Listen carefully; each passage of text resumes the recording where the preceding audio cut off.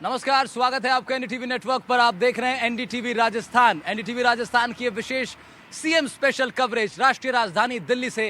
राजस्थान के सीएम भजनलाल शर्मा इस वक्त मौजूद हैं मेरे पीछे दिखाई दे रहे जोधपुर हाउस में। जोधपुर हाउस में सीएम भजनलाल सुबह पहुंचे, लगभग 12:15 बजे एयरपोर्ट पर लैंड हुए और उसके बाद करीब 40 मिनट उनको लगे इस हाउस पर पहुंचने के लिए। ये यहाँ पहुंचना आज उनका क्यों इतना खास है? इसलिए खास है क्योंकि यहाँ से कुछ ही देर बाद मुख्यमंत्री भजनलाल शर्मा जाएंगे विदेश दौरे पर, जाएंगे सियोल दौरे पर, साउथ कोरिया पहुंचेंगे। शाम की उनकी फ्लाइट है, साउथ कोरिया 2 दिन रुकने वाले हैं, उसके बाद 4 दिन जापान भी रुकेंगे। ये क्यों जा रहे हैं मुख्यमंत्री भजनलाल शर्मा?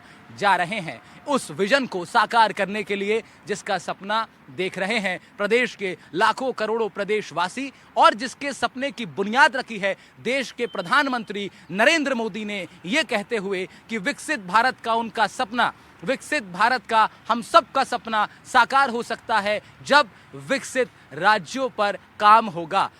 राज्य को विकसित बनाना, राजस्थान को विकसित बनाना, राजस्थान को इस पूरे देश का सबसे मजबूत आर्थिक प्रदेश बनाने की कवायद भजनलाल शर्मा ने शुरू कर दी है।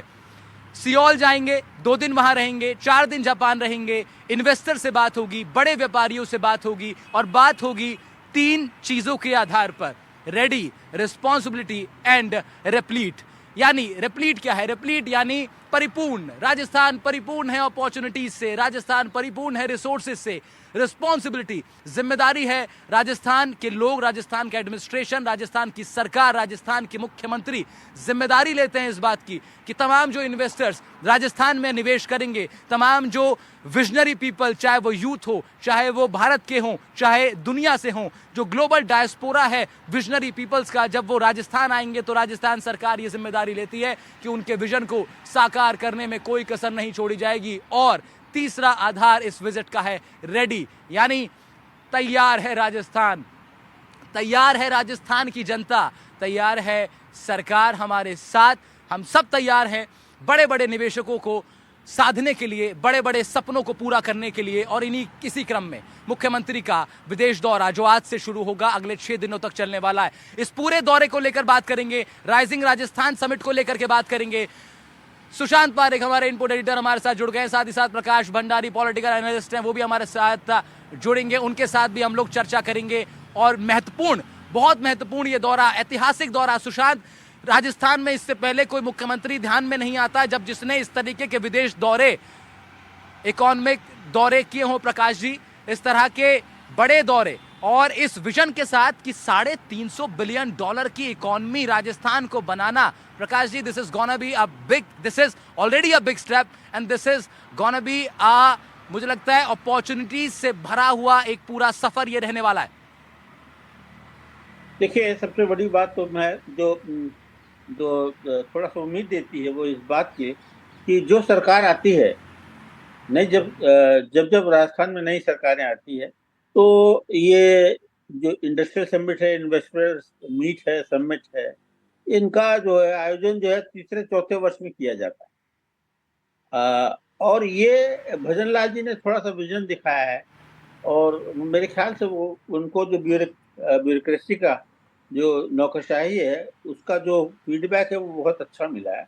वो ये है कि साहब आप पिछले साल दिसंबर में सत्ता में आए थे और 6-8 महीने के अंदर अगर आप अपने सबमिट करी है तो उसमें ये है कि हम जो कार्यक्रम लेके आए हैं और लुधियाने का जो निवेशक हैं उनको राजस्थान लाने की का जो प्रयास है उसमें ये है कि आप अपने अभी 8 महीने भी पूरे नहीं हुए आपके, तो आप उस वक्त ये उनको एक मंजर दिखाना चाहते हैं राजस्थान का कि ये राजस्थान जो है गुजरात से कम नहीं है, महाराष्ट्र से कम नहीं है, तमिलनाडु से कम नहीं है, कर्नाटक से कम नहीं है।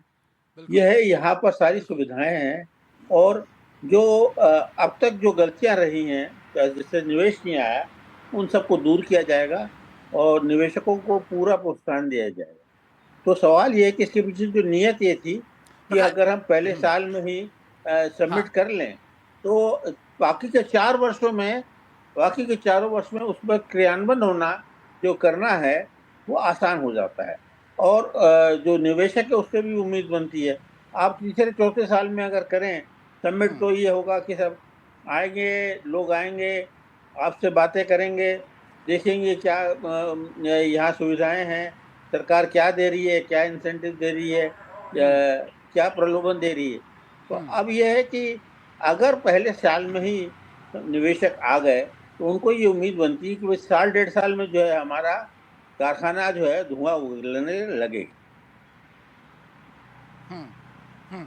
और प्रकाश जी, बहुत बड़ा स्टेप तो ये है ही, और भी आपने बहुत अच्छी बात कही कि जिस तरह से एक साल, विद इन 1 ईयर, अभी एक साल भी सरकार को पूरा नहीं हुआ है, नए मुख्यमंत्री अभी कुर्सी पर विराजे हुए, उन्हें साल भर पूरा नहीं हुआ, और इस तरह के बड़े प्रोजेक्ट्स पर वो काम करने का उन्होंने क्रम जो है शुरू कर दिया है। एक बड़ा पॉजिटिव, एक बड़ा एक मैसेज ना सिर्फ हिंदुस्तान में बल्कि मैं समझता हूं कि ग्लोबल प्लेटफॉर्म पर भी ये बड़ा मैसेज जाता है कि एक मुख्यमंत्री राजस्थान का, और बड़ी बात राजस्थान प्रवासियों के बीच में एक बड़ा मैसेज आता है कि हमारे मुख्यमंत्री ने एक बड़ा स्टेप लिया राजस्थान को $350 बिलियन की इकॉनमी बनाने के लिए। तो ये एक निश्चित रूप से एक बड़ा स्टेप है प्रकाश जी।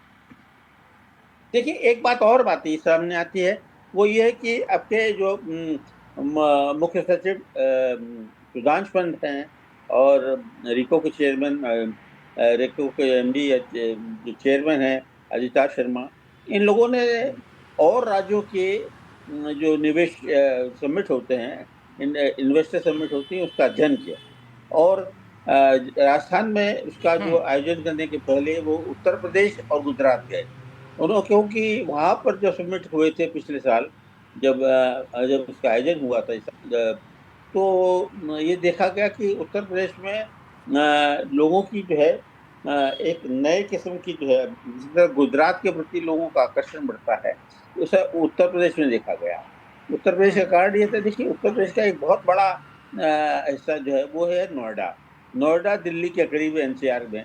अब ये नोएडा के पास वो जेवर ने अंतरा वो कार्गो पोर्ट बनने, एयरपोर्ट बनने वाला है। ये सारी चीजें जो हैं इनको नोएडा को जो सेल करना वो उत्तर प्रदेश के लिए बड़ा आसान है, क्योंकि दिल्ली के इर्द गिर्द जो है अगर रहते हैं तो निवेशकों के लिए बड़ा आसान हो जाता है कि गुड़गांव में आप ऑफिस कर लीजिए, नोएडा में आप ऑफिस कर लीजिए, और नोएडा में ही आप अपना उद्योग लगा दें। तो जो सारी वहाँ सुविधाएं हैं, तो इसी तरीके से देखा गया कि गुजरात में वो क्या ऐसी क्या बात है जो राजस्थान नहीं दे सकता है। देखिए गुजरात से सटा हुआ ठीक बात है, आबू ठीक बात रोड का है। हाँ। आबू रोड है। अब गुजरात में जो है जमीनें सिमट रही हैं, तो देखिए वहां भी एक लिमिट पर पहुंच गई कि अब जमीनों भी चाहिए ना, उद्योग के लिए जमीन चाहिए। तो आबू रोड जो है, जो सिरोही जिले के अंदर आता है, उसमें उद्योग के लिए बहुत स्कोप है, बड़ा वहाँ बड़ा महत्व है। और वहाँ पर गुजरात से जो जाना चाहते हैं वही सुविधा आबू रोड में खड़ी करके आप निवेशकों को आकर्षित करें। ठीक बात है। और साथ साथ अभी हमारे साथ सुशांत पारिक जी भी जुड़ गए, हमारे इनपुट एडिटर हैं, उनके साथ भी इस पर ज़रा बड़ी इंटरेस्टिंग बातचीत हम लोग करेंगे। लेकिन तमाम दर्शकों को मैं बता दूं कि इस वक्त जहां पर हमारी मौजूदगी कहाँ है, हमारी राष्ट्रीय राजधानी दिल्ली में हम लोग खड़े हैं, ठीक जोधपुर हाउस के बाहर। इस जोधपुर हाउस के अंदर राजस्थान के सीएम भजनलाल शर्मा की मौजूदगी है। कुछ ही देर बाद किसी भी वक्त उनका काफिला यहाँ से बाहर आ सकता है और वो मूव करेंगे एयरपोर्ट की तरफ। शाम को उनकी फ्लाइट है, और ये फ्लाइट में जब सुशांत उड़ान भरेगा तो सिर्फ विमान उड़ान नहीं भरेगा, सिर्फ मुख्यमंत्री उड़ान नहीं भरेंगे, बल्कि उड़ान भरेंगी राजस्थान के उम्मीदों भरे भविष्य की उड़ान ये होगी सुशांत। और जिस तरह $350 billion, it's a big number. प्रधानमंत्री का विजन विकसित भारत के लिए विकसित राज्य, ये 3 R, responsibility, ready and replete, ये तीनों R के साथ मुख्यमंत्री ग्लोबल प्लेटफॉर्म पर होंगे अपने विजन को लेकर। बिल्कुल राहुल, कोशिश तो यही है कि 2047 तक का राजस्थान कैसे बनाया जाए। और जैसा प्रकाश जी अभी कह रहे थे, अमूमन पिछली सरकारें कोशिश करती रही आखिरी सालों में, तो फिर जवाबदेही बहुत ज़्यादा आपकी नहीं होती है, सरकार बदलती है तो फिर रिस्पॉन्सिबिलिटी ख़त्म हो जाती है। लेकिन सीएम ने पहले साल में एफर्ट किया, ये बहुत बड़ी बात है। और जिस तरह से पॉजिटिव साइन हमें मिले, मुंबई की तस्वीरें हमने देखी, निवेश जो है हाथों हाथ हुआ। और कोशिश है कि जब लौटेंगे तो बड़ी बिग स्माइल के साथ लौटेंगे। और जो कार्यक्रम है 6 दिनों का राहुल, उसमें अगर बात करें तो बहुत ही व्यवस्थित और एक तरीके से टू द पॉइंट कार्यक्रम रखा गया है। जापान में जो है नीब्राना दिवस समारोह हम्म, होगा। नीब्राना राजस्थान में वो जगह है, राहुल, जहाँ पर हाँ बड़ी संख्या में जापानी कंपनियां पहले से काम कर रही हैं।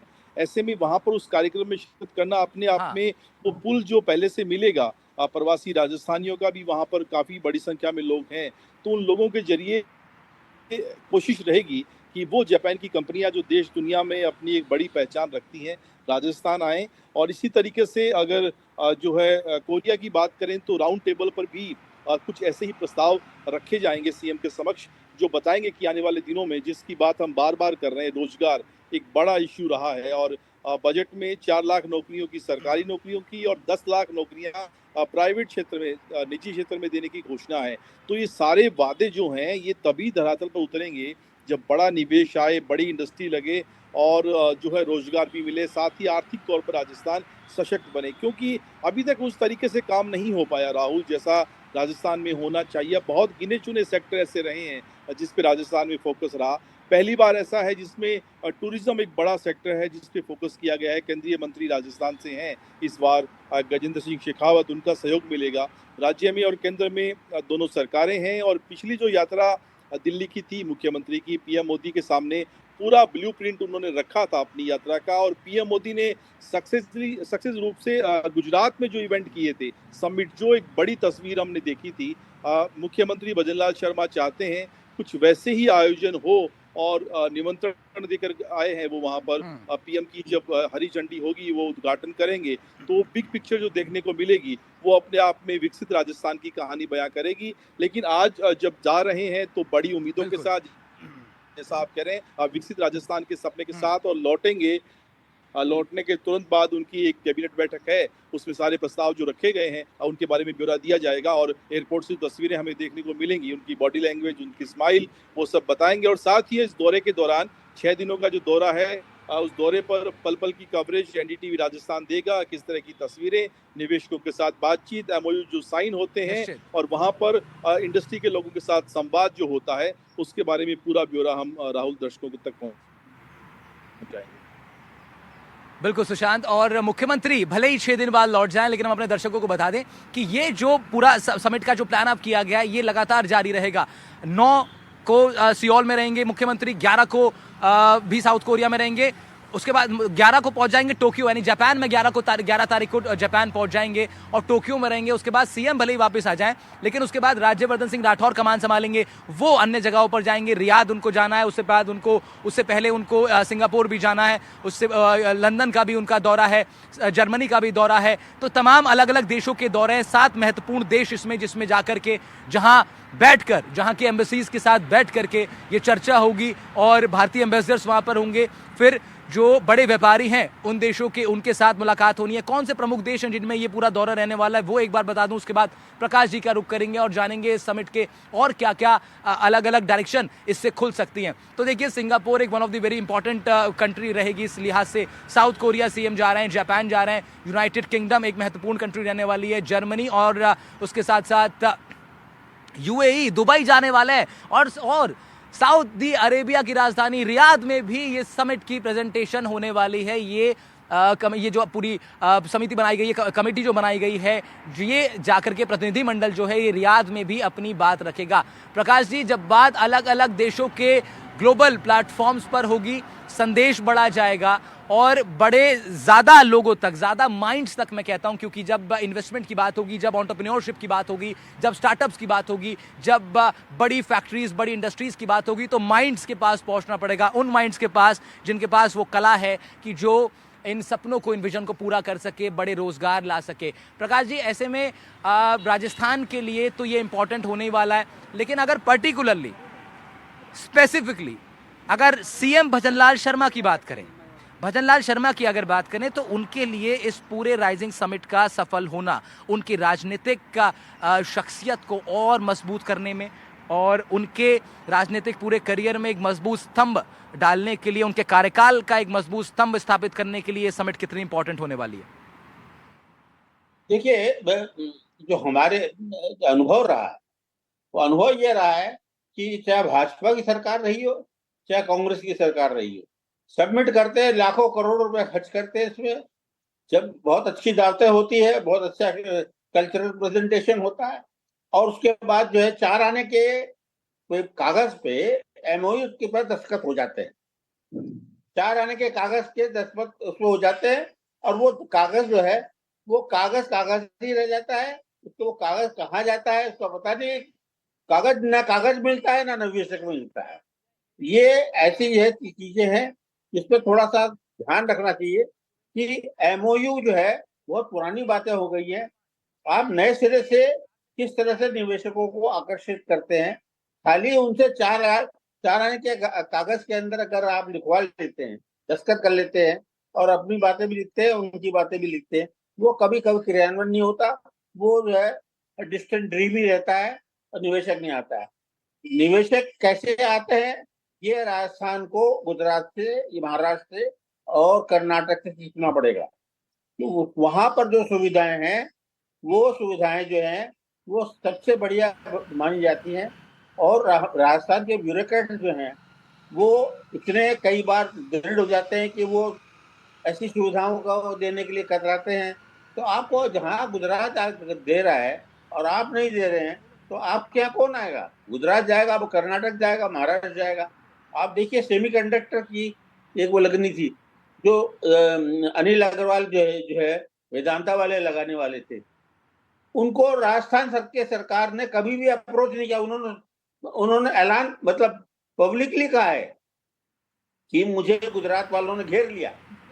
मुझे घेर लिया प्रधानमंत्री और अमित शाह और पूरा गुजरात का मंत्रिमंडल उनको उनके पास आ गया, और सब घेर करके उन्होंने कहा कि अब ये इंडस्ट्री यहाँ जगह नहीं है। अब 25,000 करोड़ की। अब आप देखिए कि वेदांता का सबसे बड़ा कार्य कहाँ होता है? उदयपुर के अंदर जिंक है, और बाड़मेर और में उनकी जो है तेल के कुएं हैं। तो उनको भी आप आकर्षित नहीं कर पाए, उनको भी नहीं समझा पाए। और पता नहीं कब जो है सेमी कंडक्टर की जो का जो प्रोजेक्ट है वो गुजरात चला गया। तो आपके यहाँ ऐसे ना तो धैर्यशील ना इतने विजन के ब्यूरोक्रेट्स भी नहीं है।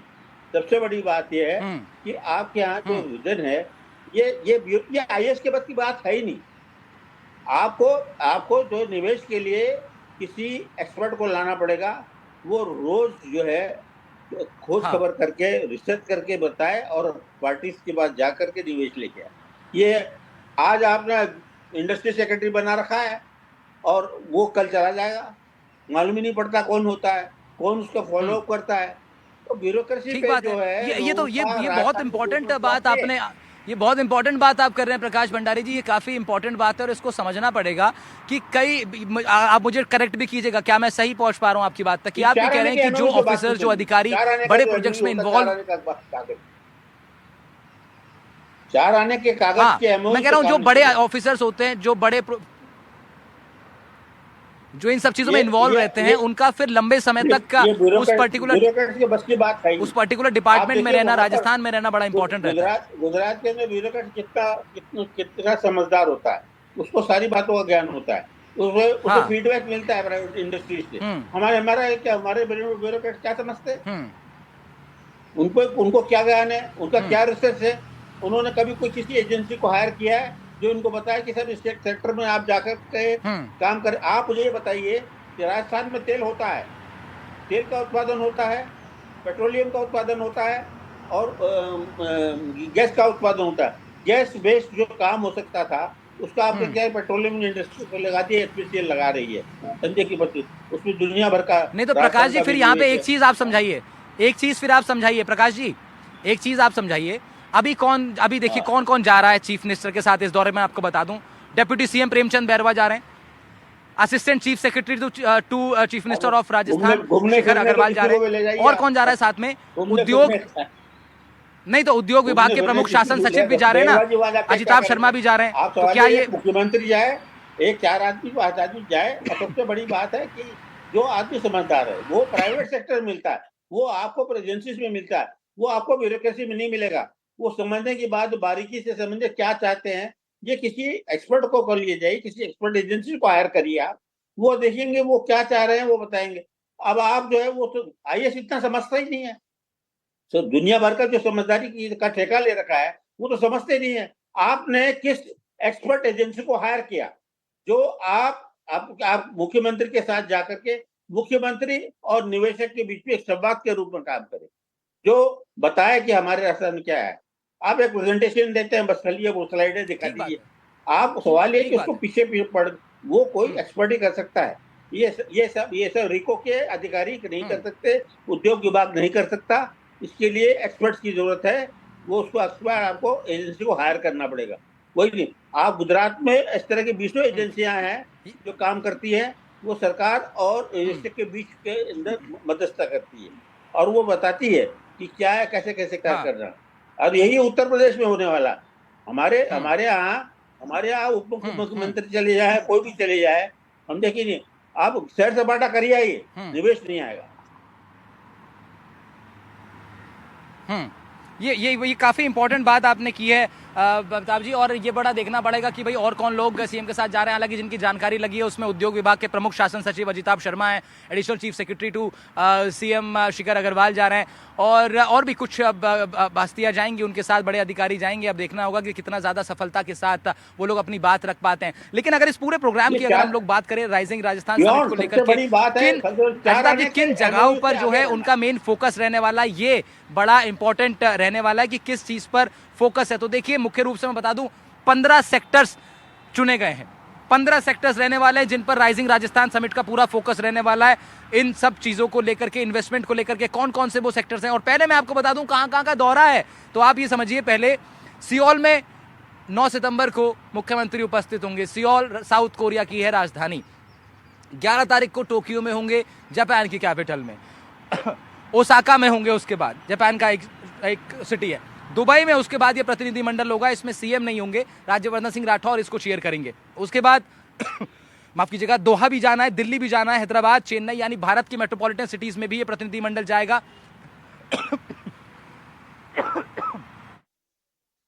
सऊदी के रियाद भी जाने वाला है, जर्मनी भी जाएगा, लंदन भी जाएगा। और किन बड़े सेक्टर्स पर फोकस होने वाला है? Agri and food processing, agriculture और फूड प्रोसेसिंग एक महत्वपूर्ण इसका अंग रहने वाला है।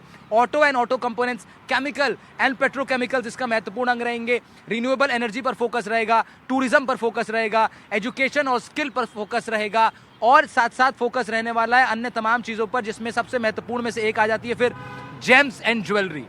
पत्थरों का जो काम है, जेम्स एंड ज्वेलरी पर फोकस रहने वाला है। सुशांत, मैं बता रहा हूं कि कौन कौन से मेन सेक्टर्स हैं जिन पर इन्वेस्टमेंट की बात रखी जाएगी। तो उसमें जेम्स एंड ज्वेलरी एक बड़ा सेक्टर होने वाला है। इलेक्ट्रॉनिक डिजाइन के ऊपर सरकार अपनी बात रखेगी। ग्लास और सेरेमिक्स जो होते हैं, जो हमारे घर में सैनिटाइजेशन के लिए, उसके लिए सैनिटरी के तौर पर भी जो बहुत सारी चीज़ें यूज़ होती हैं, जिसमें अलग अलग तरह के प्रोडक्ट्स होते हैं, वो भी, उस पर भी एक फोकस रहने वाला है, क्योंकि उसकी अपने आप में एक बहुत बड़ी इंडस्ट्री है। हैंडलूम्स एंड हैंडीक्राफ्ट में इन्वेस्ट करने के लिए सरकार प्राथमिकता देगी। साथ ही साथ आईटी और लॉजिस्टिक एंड वेयर हाउसिंग पर, मेडिकल एंड हेल्थ पर, माइंस एंड मिनरल्स पर, इस तरह से तमाम 15 सेक्टर्स ऐसे चुने गए हैं सुशांत, जिसको लेकर के इन्वेस्टमेंट के प्लान और विजन को लेकर बात होगी। इनमें से कौन से सेक्टर ऐसे हैं आपको लगता है कि जिस पर राजस्थान में जब इन्वेस्टमेंट होगा तो तेजी से बड़ा बदलाव देखने को मिल सकता है? ऐसे कौन से सेक्टर्स हैं? अक्षय ऊर्जा राजस्थान में एक बहुत संभावनाओं वाला क्षेत्र है। सुशांत पारेख।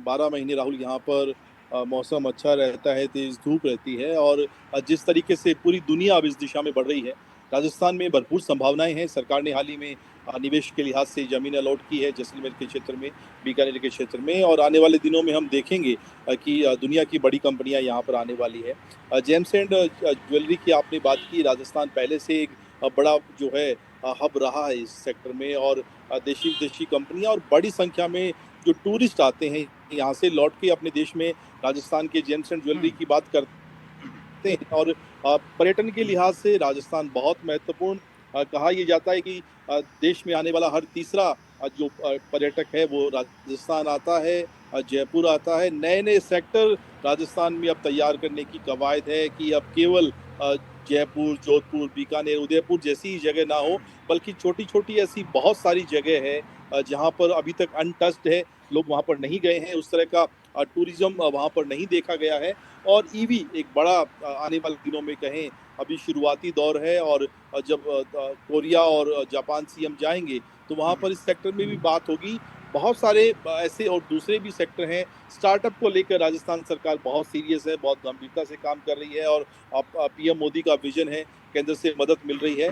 तो ओवरऑल कुछ बंदी बंधाई बातें नहीं है। इस बार थोड़ा दायरा बढ़ा दिया गया है। पिछली बार हमने देखा है कि जब भी सरकारों ने किया, बहुत लिमिटेड जो है वो सेक्टर रहे हैं। राजस्थान ने इस बार दायरा बढ़ाया है और जब दायरा बढ़ाया है तो दुनिया के अभी तो केवल शुरुआत है।